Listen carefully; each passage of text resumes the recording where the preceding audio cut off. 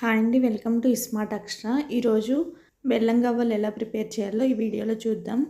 ఇప్పుడు schools start అయ్యాయి కదా, పిల్లలకి ఇవి స్నాక్స్ బాక్స్లో పెడితే చాలా ఇష్టంగా తింటారు. షుగర్తో చేస్తే హెల్త్కి అంత మంచిది కాదు కాబట్టి బెల్లంతో ఒకసారి మీరు కూడా ఈ విధంగా ట్రై చేయండి. ఇక్కడ బెల్లం గవ్వలు ప్రిపేర్ చేయడానికి మైదా పిండికి బదులు గోధుమ పిండి యూజ్ చేస్తున్నాం. షుగర్కి బదులు బెల్లం యూజ్ చేస్తున్నాం కాబట్టి హెల్త్కి మంచిదే, ఏం కాదు కాబట్టి తినొచ్చు. ఇక్కడ ఒక 1/2 kg దాకా గోధుమ పిండి తీసుకొని అందులో ఒక 1/2 స్పూన్ దాకా సాల్ట్ వేయాలి. 3 టేబుల్ స్పూన్స్ ఆయిల్ వేయాలి. నెక్స్ట్ ఇందులో ఒక 1/2 టేబుల్ స్పూన్ దాకా బేకింగ్ పౌడర్ వేయాలి. వీటన్నిటిని ఒకసారి బాగా మిక్స్ చేసుకోవాలి.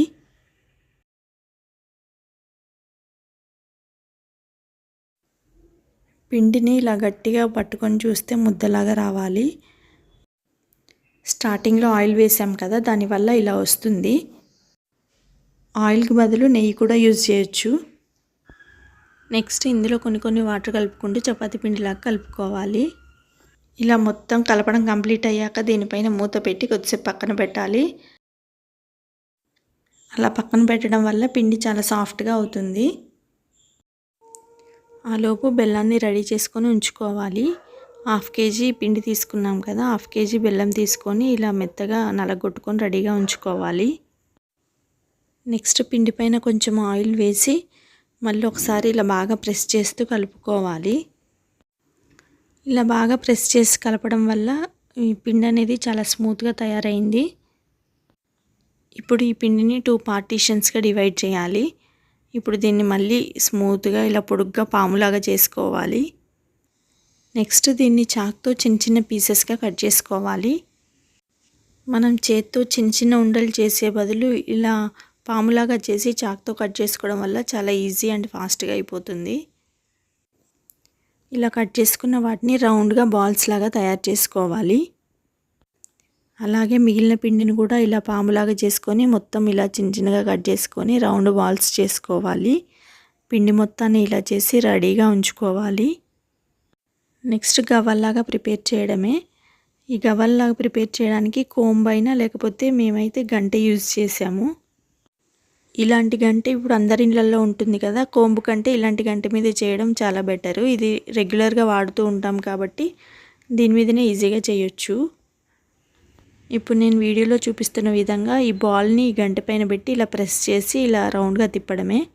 అంతే అండి, గవ్వల షేప్ రెడీ అయిపోయింది. ఇప్పుడు స్టవ్ మీద ఒక కళాయి పెట్టుకొని దాంట్లో డీప్ ఫ్రైకి సరిపడా ఆయిల్ వేసుకొని ఆయిల్ని బాగా కాగనివ్వాలి. ఆయిల్ వేడయ్యాక ఇందులో గవ్వలు వేసుకొని ఫ్రై చేసుకోవాలి. గవ్వలు కంప్లీట్గా ఫ్రై అయ్యాక అంటే గోల్డెన్ బ్రౌన్ కలర్ వచ్చాక ఈ ఆయిల్లో నుండి తీసేయాలి. ఇలానే గవ్వలన్నిటిని బాగా ఫ్రై చేసుకోవాలి. గవ్వలు మొత్తం ఇలా ఫ్రై చేసుకొని రెడీగా ఉంచుకున్నాక బెల్లం పాకం పట్టుకోవాలి. పాకం కోసం స్టవ్ మీద ఒక గిన్నె పెట్టుకుని దాంట్లో ఒక 1/2 గ్లాస్ వరకు వాటర్ పోయాలి. వాటర్ కొంచెం వేడయ్యాక ఇందులో బెల్లం వేసుకోవాలి. బెల్లం మొత్తం కంప్లీట్గా కరగాలి. బెల్లం కంప్లీట్గా కరిగి ఇలా నురగలాగా వస్తున్నప్పుడు పాకం వచ్చిందో లేదో ఒకసారి ఇలా టెస్ట్ చేసుకోవాలి. ఒక గిన్నెలో కొన్ని వాటర్ తీసుకొని అందులో ఈ బెల్లం పాకం వేస్తే కొంచెం ఉండలాగా వస్తే పాకం వచ్చినట్టు. ఈ విధంగా పాకం వచ్చాక స్టవ్ ఆఫ్ చేసుకొని ఇందులో గవ్వలు మొత్తం వేసేయాలి.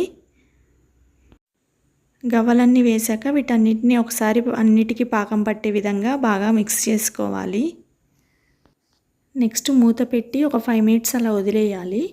5 మినిట్స్ తర్వాత వేరే గిన్నెలోకి ఇలా ట్రాన్స్ఫర్ చేసుకోవాలి. అంతే అండి, ఈజీ అండ్ టేస్టీ గవ్వలు రెడీ అయిపోయాయి. ఈ గవ్వలు ఒక బాక్స్లో స్టోర్ చేసుకుంటే ఒక 1 మంత్ వరకు నిల్వ ఉంటాయి. ఇవైతే చాలా టేస్టీగా ఉన్నాయి. ఒకసారి మీరు కూడా ట్రై చేయండి.